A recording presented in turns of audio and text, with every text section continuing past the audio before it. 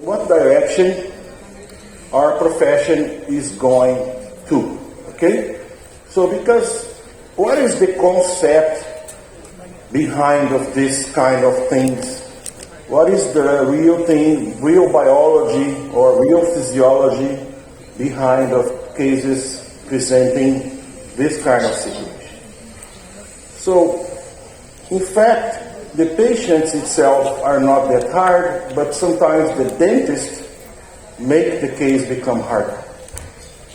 So, this kind of thing, when I present in certain places, I call this a big phenomenon in orthodontics, because I see this everywhere.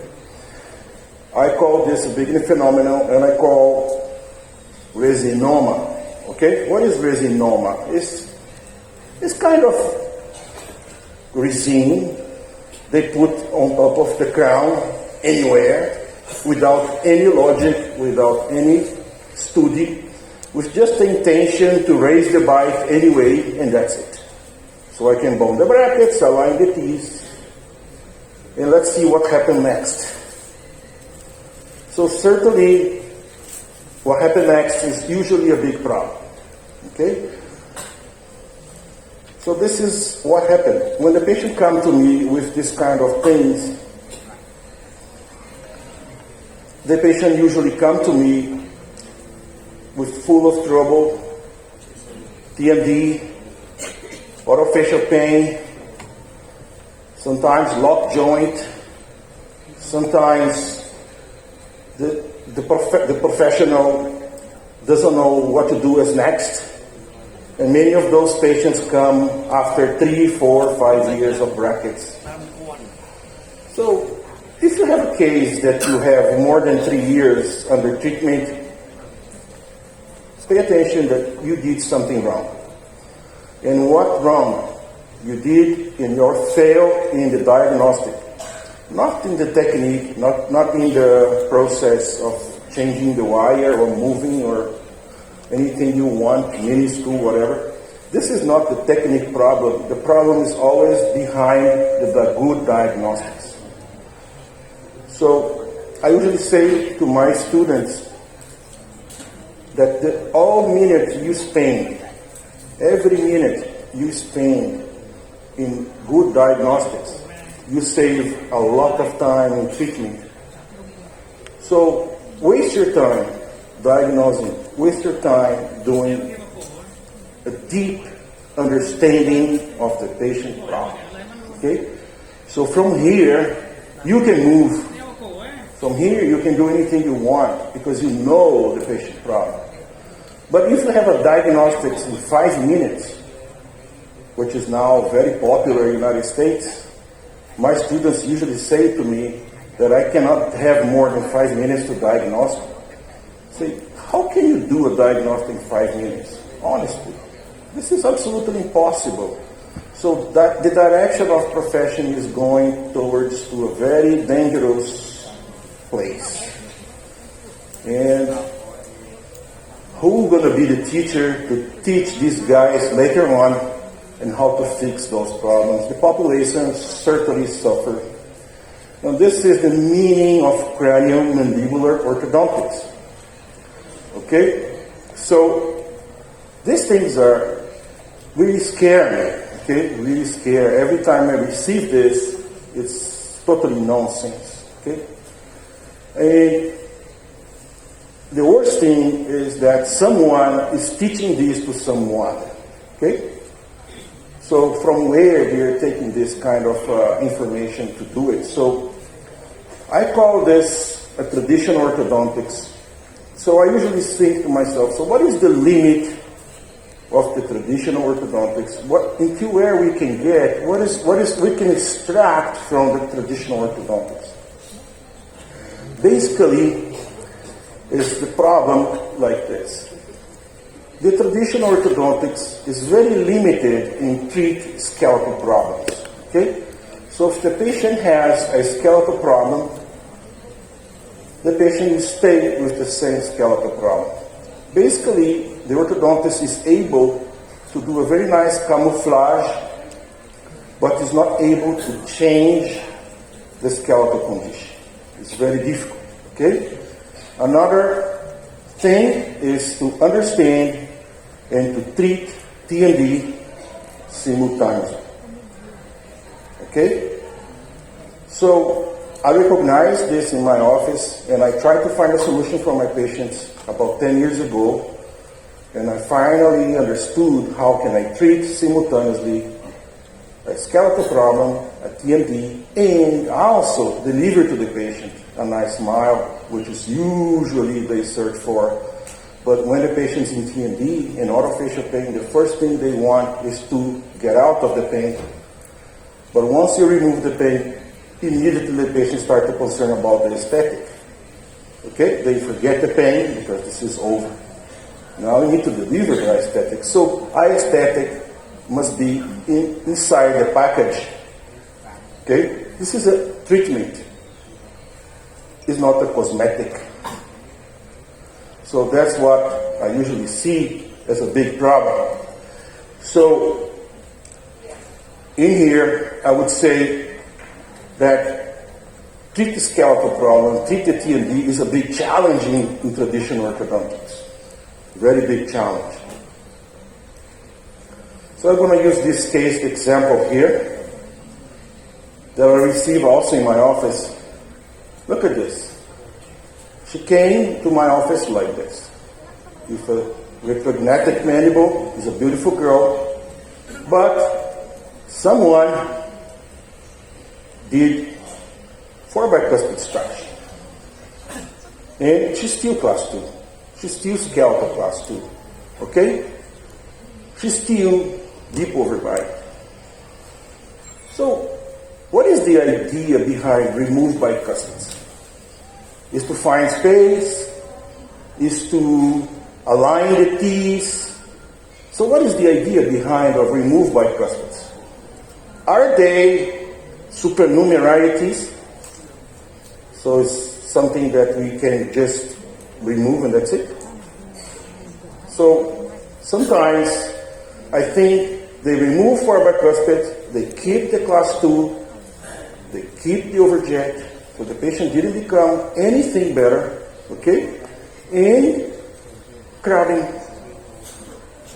So if you remove the bicuspids to give a solution for crowding, the patient still having crowding. So it seems that the crowding problem is not exactly a presence of bicuspid in the mouth. So those things make me think a lot, okay, that we are sometimes bringing patient problems, as I just mentioned in the first slide, instead to give patients a solution. Maybe it's better to don't go to the orthodontist. Because now I have 4 bicuspids less, and I still have the same problem. Okay? Another case example that I received for consultation from my students here in Vietnam. Same situation. Now it's very fashion scanning and those things. I don't have scanner in my office, maybe one day, okay? I didn't see the need for a scanner yet, okay? So, you look at this, another 4 bicuspid. But if you look this case, the patient still debite in a big interference on the second molar. Big interference. What is the idea to remove bicuspid? It's still class 2. Okay? And if you look here, in here, and 2 dead canines, what is that? What is the meaning of this?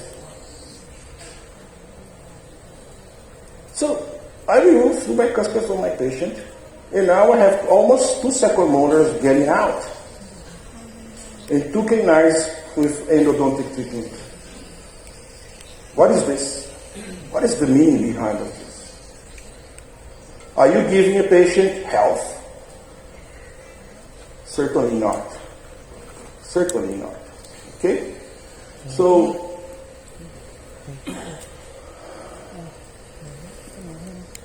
it's really difficult with the conventional style of orthodontics to give this kind of patient a solution. Okay? So, what we should do, in my opinion, this is what I'm doing in my office for more than 10 years, and I am progressing inside this because this is a very nice open field to keep progressing, which is what we call the craniomandibular orthodontics in occlusion medicine. Okay? From occlusion, we can treat absolutely everything.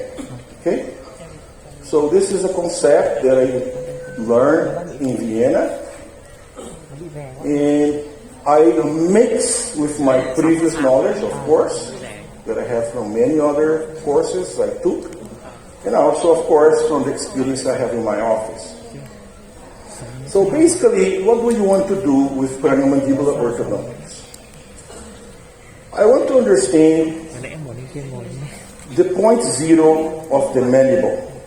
How is the mandible inside the joint? I'm going to use the patient's inside anatomy of the joint to understand where is the most posterior position of the condyle dictated by ligaments and where I don't have any compression to any structure. Okay? There's different concept and centric relation, for example. There's nothing to do. Okay? So from this position that we call reference position, this is where you have RP, from reference position, which is our position 0 of the mandible, I can go anywhere I want because I know that position, the condyle is centered but without compression, 0 compression. Okay? I can end up my treatment in that position if I want. There's no problem. But for class 2s, mainly I need to move the mandible somewhere forward. Okay? This way, I go from reference position to a therapeutic position, and I will certainly need to replace the mandible in a new position. Okay? And that position, which I will design, must be a very comfortable position of the patient without any orofacial pain, if the pain comes from the mandible, okay? Muscle pain, I mean. And also, no compression in the joint, no click, no lockage, no nothing. The patient feels absolutely comfortable with the mandible in that specific position. Okay? Once I have that, I need to develop my new occlusal system to maintain the mandible in that position that I designed during my diagnostic. Okay? So basically, when I know where is the ideal mandible position, it's just a matter to put the piece together and stabilize that position. Okay? So I have very little chance to commit a mistake. I have a very little chance to give a patient a problem during my mechanics. And I will really check whether I need to remove bicuspids, whether I need to distalize, expand, rotate, intrude, anything. Because I know now that position of the mandible for that particular patient is very comfortable.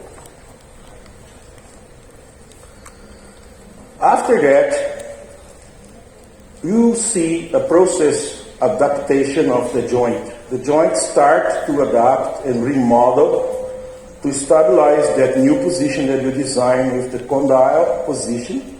Okay, the new movement of the mandible certainly change the condyle from point A to point B. In that new position, with the occlusion and the working of the muscles, the patient can have a new remodeling of the joint. And at that moment, everything becomes stable and never relapses. So, at the end, I am capable, because I change the mandible in space through the joint, to fix the skeletal and the TMD simultaneously, because I change the condyle in space the way I want. So, If only wires and brackets, you cannot do it. Okay? You cannot make this kind of change or this kind of plan. You can make good things for your patient, I absolutely understand, but if you want to be 100% precise in that position, you certainly need something else that only wires and brackets. So behind of this meaning of what is craniomandibular orthodontics has some concepts, which is first understanding the craniomandibular growth and development, including how growth and develop the TMJs. Okay? So I need to understand, since the patient born until the patient arrived to your office, somehow you need to rewind the movie of your patient and try to see what happened during the process of eruption of the teeth until the patient gets your office with that particular problem. Okay? Second thing is recognize any deviation of the normality. So every patient should born to reach the class 1. But sometimes it doesn't happen.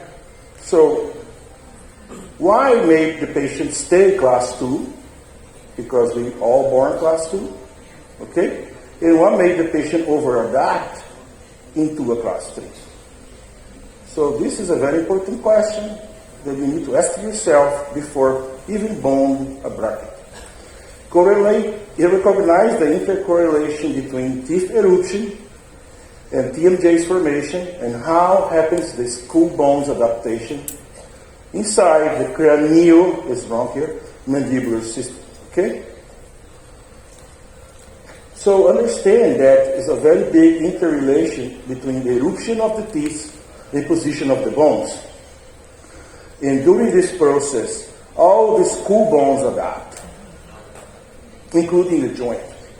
Okay? And the joint, sometimes the people forget, the temporal means the temporal bone. Okay? Mandibular means the mandible. So two bones separate, connected by ligaments, by muscles, okay? By capsula, and we have a disc in between.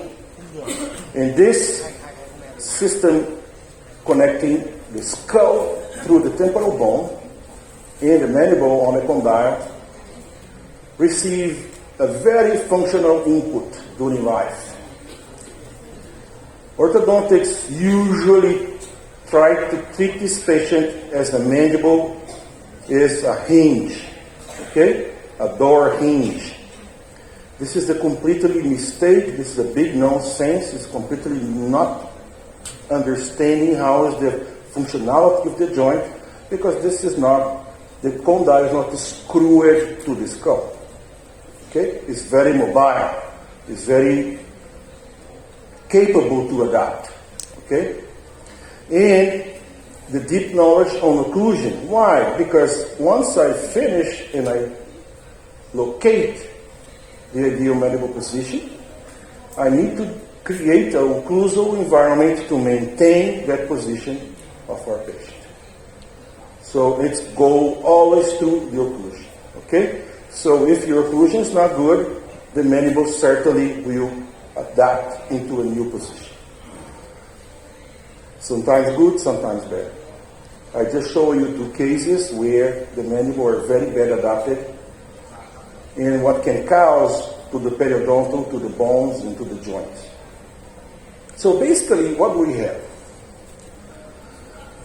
We have a skull, maxilla, which is inside the skull, and the mandible. Okay? Now, what do we have here to analyze and to understand? First of all, I need to understand that we have a joint emanation. Okay? And this emanation is carved or developed during the eruption process. Because when we're born, we have no emanation. Okay? So our emanation is flat. So the height of the emanation is being developed during the occlusal change process with eruption, since the deciduous dentition, and end up when the canines come into the game, which is about 12 years old. So when you have canines, now the joint is fully established. Okay? So before 12, we have a lot to play with this. We can have a big chance to adapt the TMJ system the way we want. But once established, it creates an inclination in the joint that belongs to that particular patient. And for this inclination, which is a functional inclination, is not really physical, okay, is a functional inclination, we call sagital-condylar inclination, SCI. And during the sagital-condylar inclination is the pathway where the mandible moves through the joint. Okay? And this inclination is fully responsible for the movement of the joint in all directions. Another important thing to understand that we have the posterior facial height, which is the distance between the skull to the corner of the mandible. This distance gives me the posterior vertical dimension. It's completely related to condyle compression or decompression. Okay? It's totally connected to the vertical posterior dimension. Another important factor is based on the position of the joint in occlusion. We have a skeletal classification. The patient can be class 1, class 2, class 3, and this is all happening through the joint. Okay? So,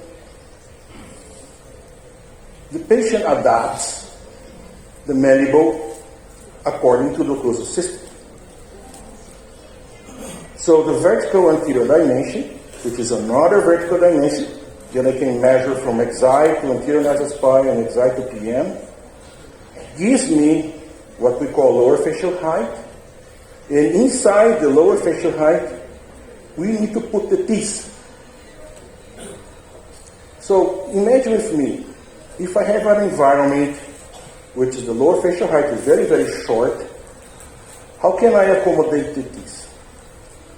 It's very difficult to have the teeth position without protrusion because the environment is too small. Okay? But once I have a very open vertical dimension, I can have the open bite, and there's a tendency to compensate the open bite with reclining incisors because I have a lot of vertical dimension. Some cases not, some cases yes. Okay? So this oral space, okay, intra-oral space is the way we're going to adapt and place the teeth inside. But the vertical anterior dimension is absolutely connected to the vertical posterior dimension. Both together is responsible to compress or decompress the joint and replace the mandible in rotation on the anterior portion. Now, I need to put the teeth in where? Okay? So based on the decompression or compression of the joint, I can play with the vertical posterior dimension. And I can adjust the occlusal plane according to the, let's say, the decompression that I want on the joint. So this is a very important concept that I will create now a dental alveolar compensation to maintain the joint in the position that I want. Okay. After that, let's put the teeth. Incisors in a very good incisors angle to facilitate the mandible function forward, okay? And the posterior teeth, which is very important to stabilize the condyle vertical. Okay? So the vertical, let's say, height of the posterior dentition is responsible to compress or decompress the joint. So the more posterior the teeth, the more capacity you can do to decompress the joint. Second molar is closer to the joint than the first molar, for example. Okay? Bicuspids is another area which is more pivot area. Canines, there's nothing to do with occlusion. Incisors as well. So the more posterior the piece, better I can decompress the joint. And I will locate the curvus P and curva Wilson, because I'm looking here from the side, so I can only talk about curvus P. And curvus P is very important for masticatory efficiency. Okay? There's no occlusal plane which is absolutely straight. So our occlusal system is made by curves. Okay?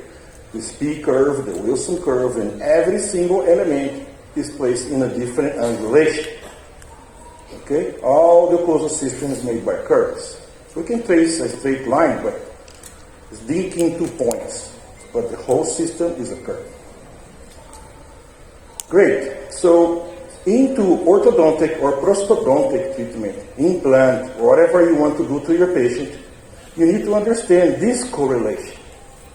It's very important to understand that we have lower facial height connected to the posterior facial height, and I need to place the vertical dimension according to what I want to do to the joint. It's completely connected to the sagittocondyle inclination. Okay?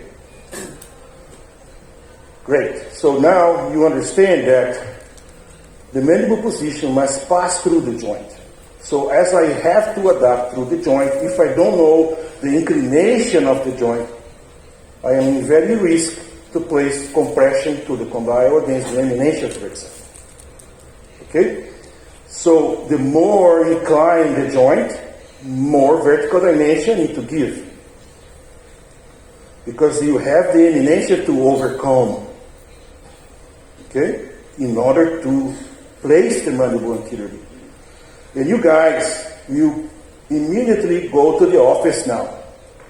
And you can tell me if the low angle class 2s, the very brachyfacial patients, are harder or not to place the mandible forward. Absolutely yes. And why? Because usually the condyle and glenoid is very steep range. It's difficult to replace the mandible. So these patients need a lot of decompression of the joint to maintain the mandible anterior displaced. So in case you need to replace the mandible anteriorly, this is a big problem. So now I place the ideal position of the teeth, and I will make now my final planning. I will put this bracket, this wire, this whatever you want to do. If you want to do crowns, if you want to do rehabilitation, if you want to put an implant, this is the same concept. The patient is the same no matter the specialty we have. So you need to talk exactly the same language, prosthodontics, orthodontics, implantology. Okay? It means that it seems sometimes that those specialties is totally out of dentistry, orthodontics live in a different world, which is not true. So we need to cooperate with each other. Great. So what should I use to make a good diagnostics? What should I do? What kind of material, what kind of instrument I have to have in hand in order to perform a great diagnostics? Now we have a very nice image systems, for example, magnetic resonance, combi CT, volumetric CT. We have combine. We have many nice materials for image. But if you don't understand how to use this image, this is something nice, but how can I use this image to diagnose my patient? This is something else. Plus, should I use articulators? Should I use and understand posture? Should I understand muscles? Should I understand the patient's saliva and breathing? So the clinical examination is very important. So these things must be very well organized and very well analyzed in a logical sequence. So what is the good logical sequence to do? So it's the diagnostics. So I need to organize this sequence. So basically, when the patient comes, I usually need to do and observe the clinical details plus muscles and TMJ palpation. If you don't touch your patient, how can you understand the patient problem? Okay? The muscles talk to you where is the problem. After that, I go to my x-rays and I do my tracings, but you need to connect what you see in the clinic to what you see in the x-ray. Otherwise, the x-ray means nothing. Okay? And if possible, mount your case in the articulators. Understand the reference position that you use in order to see the patient's problem 3D way. The best way is to use articulators. Okay? Third, understand where is the point zero of the mandible, so I can from that point move to anywhere I want. And in case I have disc dislocation, clicks, joint problems, it's mandatory to have MRI. Okay? Otherwise, I don't know where is the disc. So once you see a risk for TMD, MRI. The last one, the least that important one is the CBCT. Okay, because what can I extract from CBCT? I see some bone distortions, okay, but bone is just a bone. What is more important in the system is the neuromuscular system, nerves, vessels, muscles, and occlusal system. Okay? So, what you see in the CBCT is just a consequence of what's happening to the patient. But how to treat, certainly, you're not going to go through the CBCT. Certainly goes through your diagnostics of occlusion, muscle palpation, functional input of your patient, and understand the case mounted in articulators. Okay? So this is a functional aspect.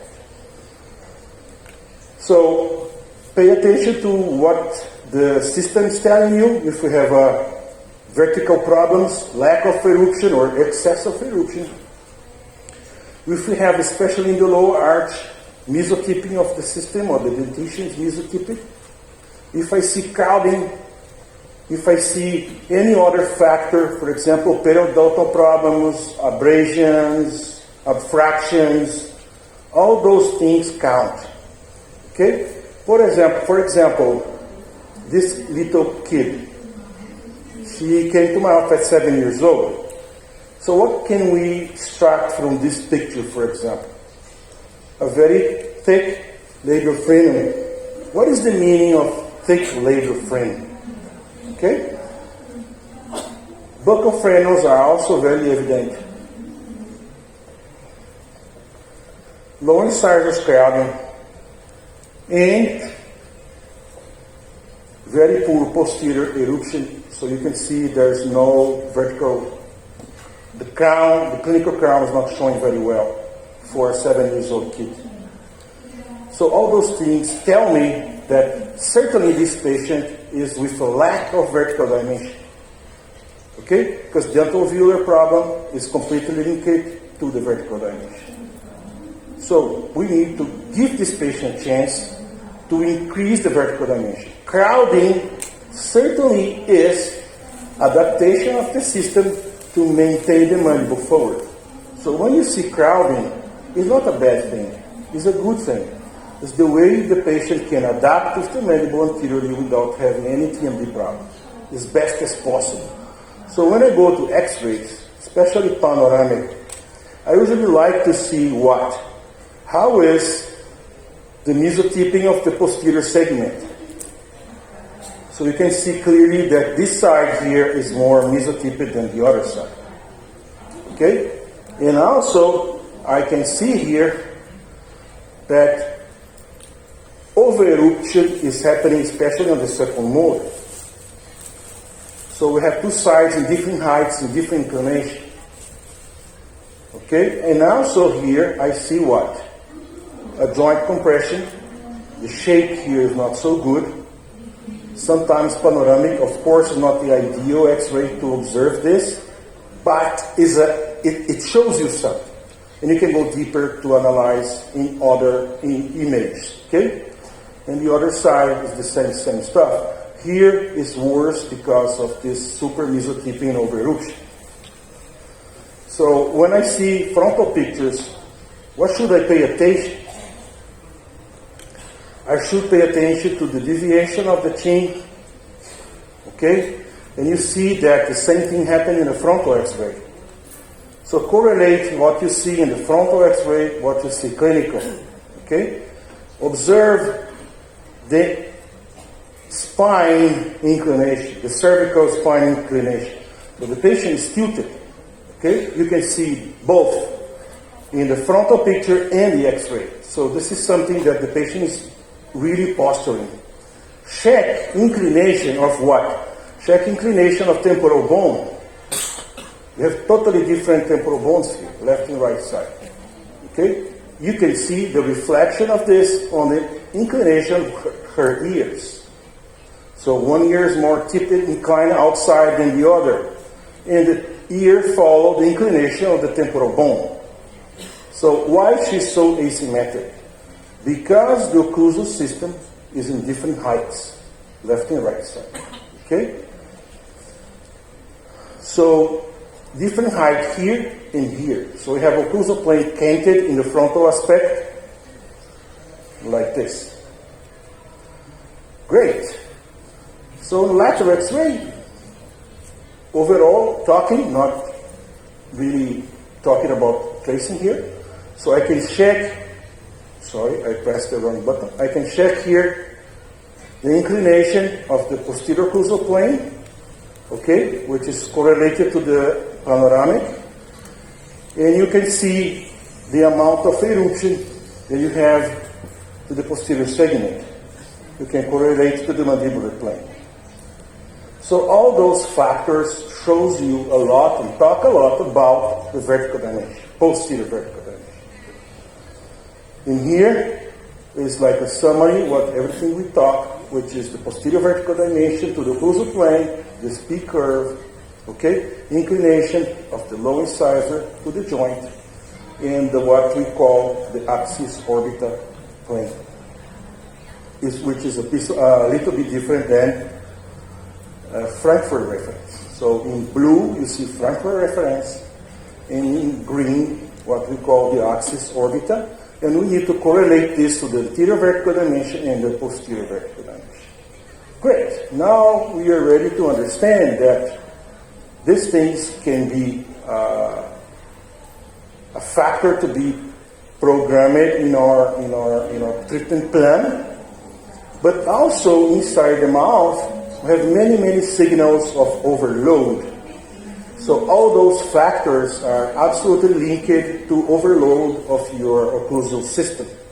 For example, this kind of abstraction here or destruction is not normal. Okay? It's not normal. There's something wrong with the occlusal system. Super shiny restorations, abrasions, or certain bone losses. This is all linked to interference on this occlusal system. These interferences happen in function. Never analyze the occlusal system as static. Okay? We need to analyze the occlusal system in function, working. Okay?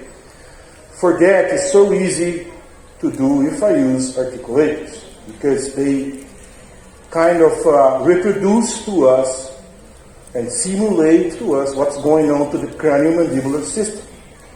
Okay? With the articulator, I can simulate the position of the patient. I can simulate a new position, and I can create a therapeutic position before place any invasive treatment. Okay? I didn't bone the bracket, I did cement the crown, I did anything, but I can test drive the mandible position before make the treatment final. Okay? And historically speaking, we have an interesting thing. because from 1920s until now, the terminology and the instrumentation changed dramatically, okay? Since McCollum and Peter Thomas, which is those guys, genius fathers of the WhatsApp, and genius of the first articulators, they talk a lot about balanced occlusion. They, after that, say about organic occlusion. In 1921, they start to talk about the terminal hinge axis and develop the first pantography system. In full adjustable articulator, very complicated to operate, very difficult to adjust, very, very hard to use. It seems the guy who invented is the only one who can use this system. But later on, with Faher, what happened that he started to explain and talk to us what's going on inside the joint was a result of bad situation in the occlusal system. Okay? So he was the one who made a big change together with this work from Ludwig Gibbs, 71, talking to us about the Schumann cycle system. So, for these people now, function input is really more important to understand the mandible adaptation. With Professor Rudolf Slavicek in Austria, from who I took all this inspiration, okay, he started to develop now a new position. The centric relation become completely obsolete. And now, what we need to understand that we don't need compression. We need a position that can be reproducible and can be absolutely certain that there is no problem. So he created this RP position I just mentioned. And after that, he created the therapeutic concept and sequential walks up and new equipment to facilitate our diagnostic and understand the function of the mandible and the motion of the jaws through the joint. Okay? So he made the equipment become simple. Simple to use, simple to operate, and very easy to, let's say, copy the patient's condition. Okay? So we call this process a new hematology that happened from the years 80 till now. So basically in biology, in the past, everything was basically genetically predetermined, but after that, in the years 70s and 80s, they usually start to understand the craniofacial complex is very adaptive. But nowadays, they know the whole system is absolutely adaptive, based on occlusion. The development and eruption of the teeth plays a very important factor here. So we need to change this paradigm of the old traditional hematology with the centric relation, blah blah, canine disocclusion, and full adjusted articulators, very old style, to a new hematology which is simple to operate and very easy to understand using the reference position. Understand bruxism is a very important factor in function. In the old times, they usually call this a parafunction, but it's not a parafunction. We need bruxism to stay alive. Okay? The only thing is that we need to brux in a healthy way, not damage our system. Okay? And use the articulators and conlography to make easy diagnostics. So the articulators should be capable to reproduce exactly what's going on to your patient. And for that, I need to use a coordinate system. Okay? I need to understand that we have a coordinate system to locate the structures in the Y, X, and Z. And we have here the horizontal plane, the frontal plane, and the sagittal plane. Okay? So I can use the same coordination to represent anatomy of the human body. And in our articulator, we have exactly this. We have the Y, the X, and the Z. So I can reproduce and I can understand the 3D way, how to replace the mandible and how can we play with the occlusion in 3D manner. And after that, I am able to adjust the articulator according to what I want to do. But the good thing with this concept is I can copy the patient problem. So the system can tell me exactly how many degrees is the inclination or the sagittal inclination of the joint on the left and right side. And I can program the boxes. For example, 41 degrees on the right, 45 degrees on the left. The Bennett angle here is 0, and the Bennett angle here is 22 degrees. But more than that, according to the curves the patient make, the system can tell you if the pathway of the condyle is arthrotic like this, which is completely straight, or the animation is deeper or not. So when I program the articulator, I can exactly reproduce the patient condition. So anything I introduce to the articulator, I am doing as exactly the same I am doing in the mouse. So the precision is absolutely tremendous. And I can reproduce changing the box, for example, SCI 64 is that right here. Or I can change for new position, and if I want to decompress 0.3 millimeters, I'm talking here tenths of millimeters. I can decompress 0.1, 0.2, 0.3, 0.4, 0.5, 1, 2, 3, 4, 5, 10. Okay? So every case desires a different approach. And here, I can move the mandible forward with green is 4 millimeters, or in red 2 millimeters. So I can move the mandible forward the way I want. And after that, I can simulate this position, WhatsApp, and make here in a WhatsApp a new mandibular, let's say, guidance. Okay? Posterior blockage for the mandible to go backward. So for this position that I simulate, we call therapeutic position, THP.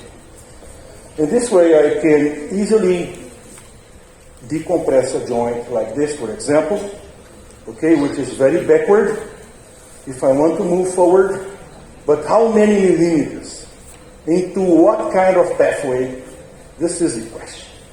If you see a compression, okay, I can see a compression. This is the CBCT, okay? The CBCT is telling me I have a compression. That's the compression. But how can I decompress? Towards where? That's the question. Okay? So I need instrumentation to have this answer. The other side, the same patient, I have more vertical compression than posterior compression. So after that, if I have a click, if I have a disc displacement, certainly I need MRI. Without MRI, I don't know where is the disc. I have no idea. I can guess. Okay, I can guess.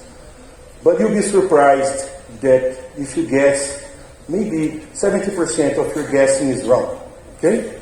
So you need to take MRI image to check where is the disc. Okay? And understand that a normal disc to the joint is exactly this picture at 12 o'clock, in where the left side here is the bilaminar zone, or retroarticular tissue, and the disc is in front of the condyle, exactly the way you see it. Okay?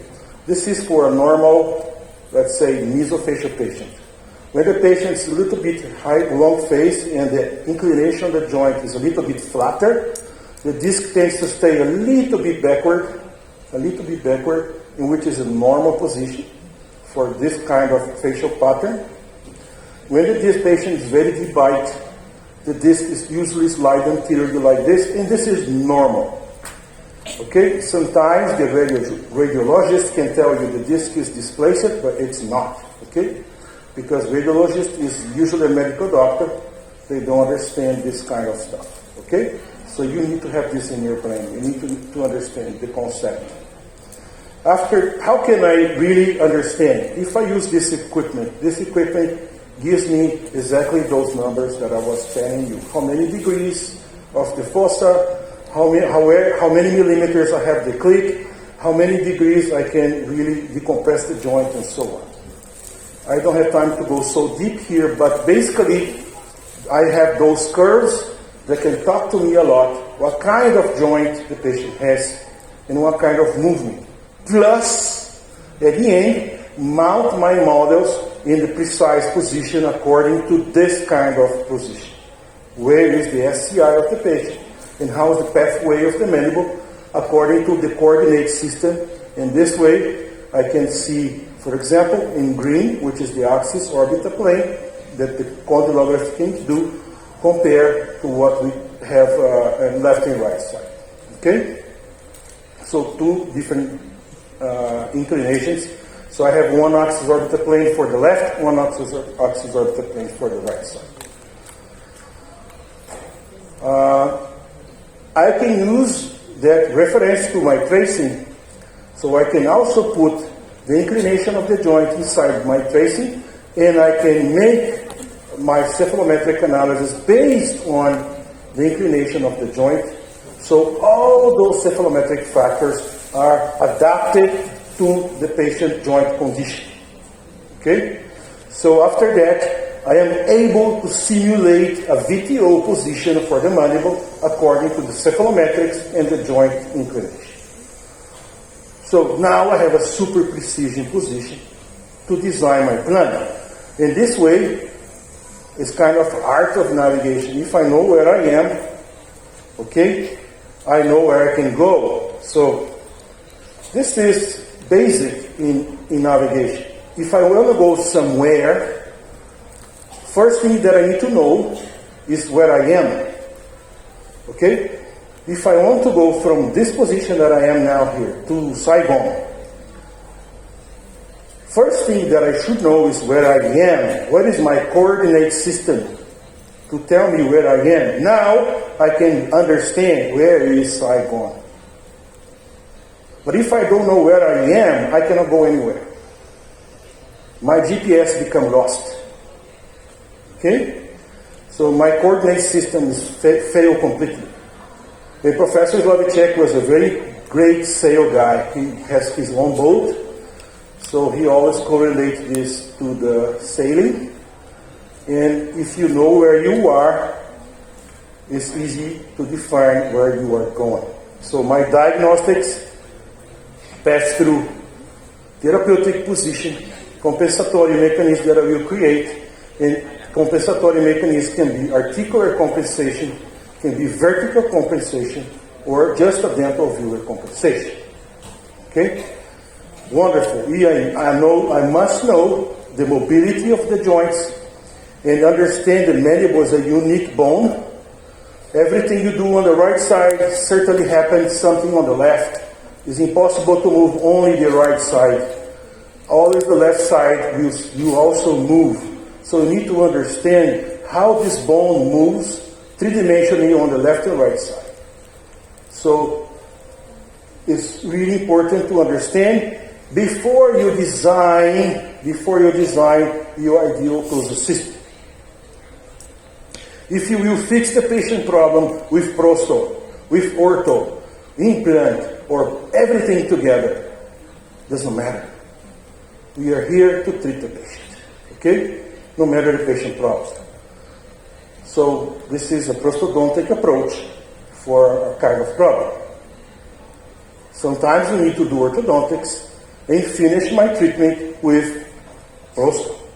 Okay? Otherwise the patient becomes very, very unstable. And understand the pathway of the mandible on top of the teeth, especially on top of molars. Okay? Which is our anterior protrusion movements and side movements. So, upper and lower molars, you need to understand nicely occlusal system. Otherwise, you don't understand how the molars dictate the pattern of the movement of that neck. Okay? Everything we do will later on pass through a structural adaptation on the joints. So this thing must be memorized very good way. So this way you can create your adaptive reaction, which is basically, first of all, response for the environment that you create inside the mouth. After that, the muscles will react, hopefully positive way. After that, the whole functional system dictates a new pattern, and at the end, the skeletal the bones will adapt. So the bone is the last one to adapt to any functional input that you create in the system. And this compensatory reaction can be vertical, dentovelar, and articular. So that's why I like to use what we call the to-go, the temporary overlay, to guide the mandible in the position. Okay, so temporary overlay, the guided orthodontics, we call it to-go. Because with the temporary prosto, I can place the mandible wherever I want and maintain the mandible there till the end of my treatment. Let's see this patient. Okay? I treat this patient with conventional orthodontics, traditional orthodontics. Like 20 years ago, to be honest with you. Okay, this is a big problem to be old in dentistry, with the same address and the same phone number, and the patients come back to you. Okay? So I have a big follow-up with this patient. So she came to me with this crossbite, mandible shift. So I don't want to describe because you guys know this more better than me. Okay? So narrow arches, molar rotation, crowding, blah blah. Panoramic, there's no big deal. A little bit different left and right. But honestly, at that time I didn't pay attention. Front X-ray, very little asymmetry. And from the lateral X-ray, no big deal, just a little BD bite with some interference here on incisors. When I trace her, I recognize that her lower facial height is a little bit shorter, a little bit convex, 4 millimeters. So the patient tends to be meso to brachy. And I started to quadrilates. This is a long time ago. I was just observing the narrowing of the maxilla, okay? So I expand, I rotate the molars. This is after I expand, I rotate. I think I did good job here, so it's nice. After I remove the quadrilates, and you can see that still a little shift, debite, but at that time I didn't pay attention to these details. But you can see here a very, very deep bite canine. Okay? In this side, you don't have that deep bite canine. Same as left. So that's why the mandible is shifting to the left. Okay? If I had adjusted that canine, I would be really much better for her. But I didn't because I didn't see those things at that time. Okay? And now I wait for the teeth. It was typical, so I did phase 1. Now I go phase 2, okay? So the mandible itself adjusts because she ground up the canine herself. It was not me, okay? And, okay, let's put some brackets. This is her face at the moment, really much better. She is very, very happy lady. Nice smile. I will have some audio in these slides, okay? Panoramic, I can see everything is doing good. There's no big things here to mention. Front X-ray, everything is okay. Septum is very aligned. The nasal cavity floor, very okay. So there's no signal here of asymmetry. She's doing good. Before, after. And now, after I finish her bracket phase, I finish the case like this. Okay? This is 2013. I think I did good. Do you like this? Is it okay? If you guys finish like this in your office, good? I think so. I finished nice. Everything here is okay. Wonderful. So, now, this is 2017. Okay? The patient come to my office very oftenly and I follow up. Here, she was good. There was no really a big thing. The only thing that I noticed that she's missing 1/3 molar here. She doesn't have absent. Okay? And there's no really big bad things here. She's really good. She kept a very nice pattern. Incisors inclination are very good. The vertical dimension nice. Everything looks so nice. Tracing, she's still a little short, but the convexity really reduced over time. So now 0. her face is really beautiful. For me, at least to my eyes, she's a very beautiful girl. Okay, and her smile, absolutely gorgeous. I have no problem. Okay, this is 2017, which is 4 years after. But now she came to my office again in 2021, about 8 years after. Okay, and her smile is still very beautiful. Okay, in terms of occlusion, I see no change. Absolutely stable. Absolutely stable. No problem. Okay? Panoramic, I see no big problems. It's everything okay. Front X-ray, no really big deal. Lateral X-ray, she's still very stable, very beautiful, no change. This is almost 10 years after. But